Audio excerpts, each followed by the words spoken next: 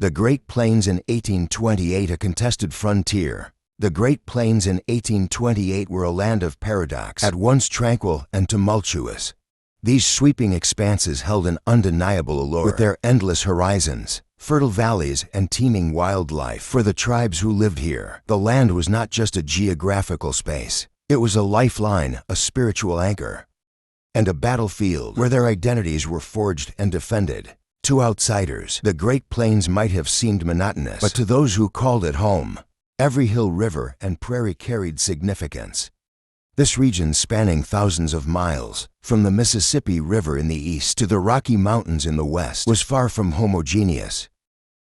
It was a mosaic of ecosystems and terrains, each demanding unique adaptations from its inhabitants. In the early 19th century, the dynamics of this land were changing. The arrival of settlers, fur trappers, and traders had introduced new tensions. Intertribal conflicts over resources, territories, and trade routes were intensifying as tribes secure their place in an increasingly competitive landscape. Two of the most dominant forces in this arena were the Comanche and the Cheyenne. Each tribe brought its unique culture, strategies, and aspirations, making their inevitable collision a defining moment in the history of the plains. The Comanche, lords of the southern plains. The Comanche were a people of unparalleled mobility and adaptability. Their mastery of horsemanship was not merely a skill, but an art form that set them apart from other tribes. The horse, introduced to the Americas by Spanish colonizers, had been adopted and perfected by the Comanche, transforming their way of life and elevating them to unparalleled dominance across the southern plains. For the Comanche, horses were not only a means of transportation, but also a measure of wealth, a symbol of prestige, and a tool of war.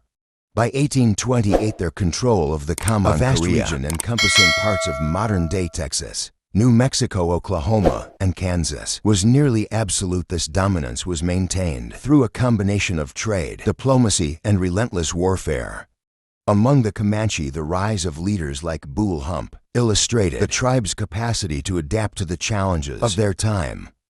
Bull Hump was not a hereditary chief, but an emerging war leader whose influence stemmed from his charisma, tactical acumen, and ability to inspire young warriors.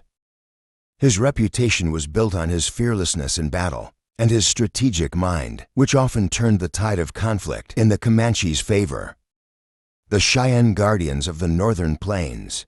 To the north, the Cheyenne were undergoing their own transformation. Originally a woodland people, the Cheyenne had migrated onto the plains in the late 17th century, adapting swiftly to their new environment.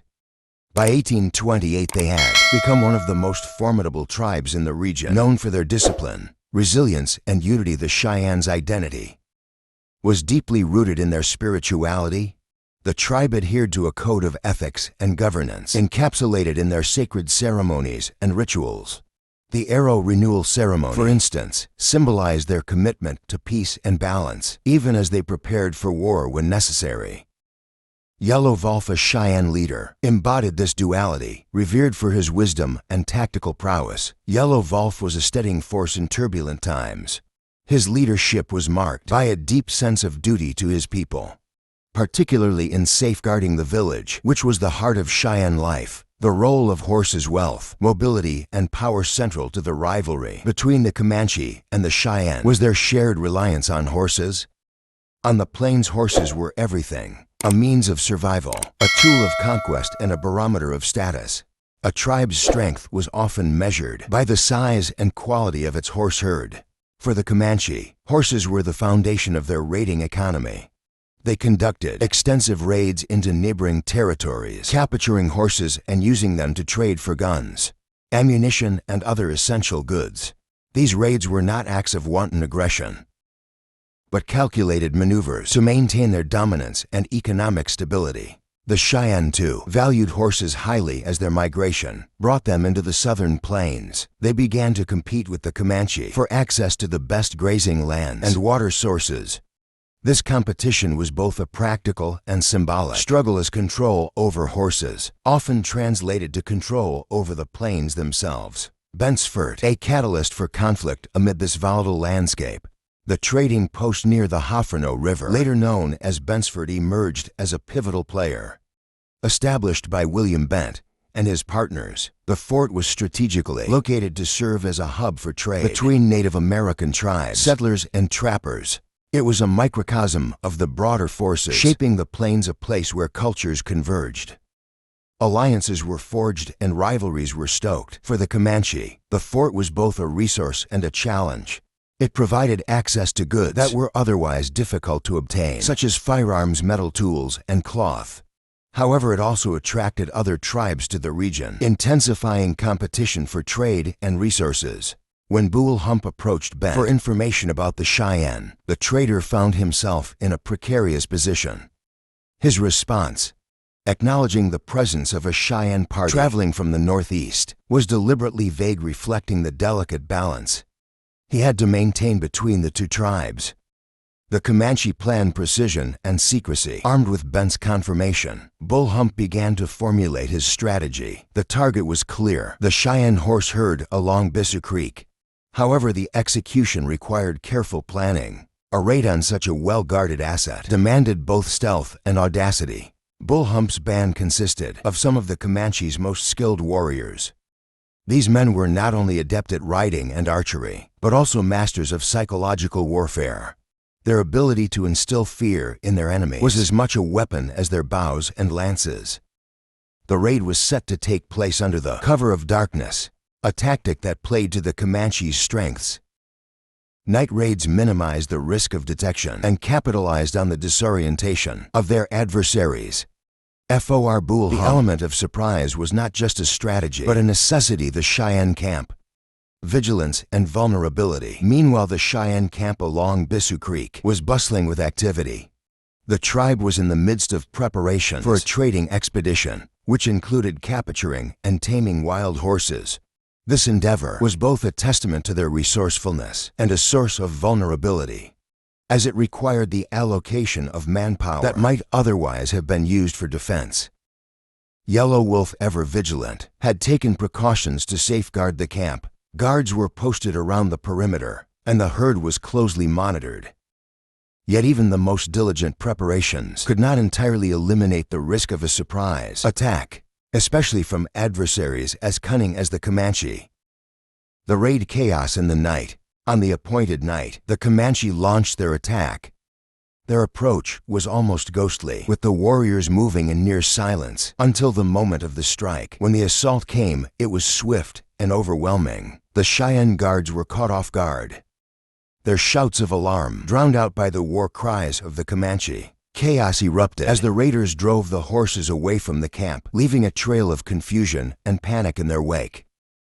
For Bull Hump and his men, the raid was a success. They had secured a valuable prize and dealt a psychological blow to their rivals. Yet the victory was not without cost, as the noise of the attack had alerted Cheyenne warriors returning to the camp. The Cheyenne counterattack, a testament to resilience. Yellow Wolf's return to the camp marked a turning point.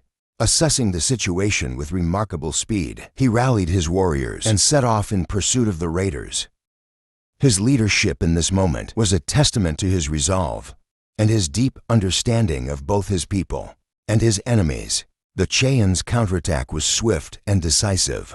Splitting his forces, Yellow Wolf ensured that the wild horses they had captured earlier were protected while leading a contingent of warriors to intercept the Comanche.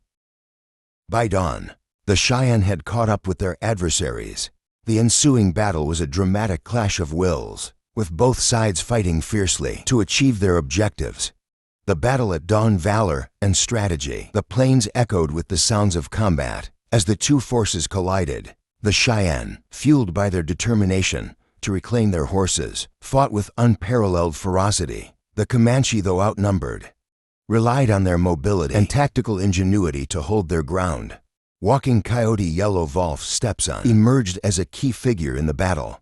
His daring act of reclaiming a prized Comanche horse became a symbol of the Cheyenne's resilience and ingenuity. Yellow Wolf's leadership was instrumental in turning the tide. Recognizing the importance of maintaining pressure on the Comanche, he ordered his warriors, armed with firearms, to create a defensive line, allowing others to focus on retrieving the stolen horses. This strategy proved effective, forcing the Comanche into a retreat. The Cheyennes' victory was celebrated with a mixture of jubilation and solemnity. They had not only recovered their horses, but also reinforced their reputation as formidable defenders of their territory. For Yellow Wolf and his warriors, the battle was a testament to their unity, courage, and resourcefulness. For the Comanche, the defeat was a humbling experience.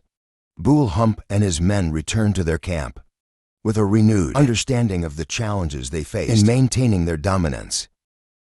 The clash between the Comanche and the Cheyenne in 1828 was more than a localized conflict. It was a reflection of the broader struggles that defined the Great Plains during this era.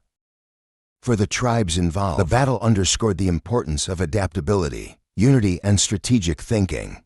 It also highlighted the intricate balance of power that governed intertribal relations, where alliances and rivalries could shift as quickly as the prairie winds. In the years that followed, the Comanche and the Cheyenne would continue to navigate the complexities of life on the plains.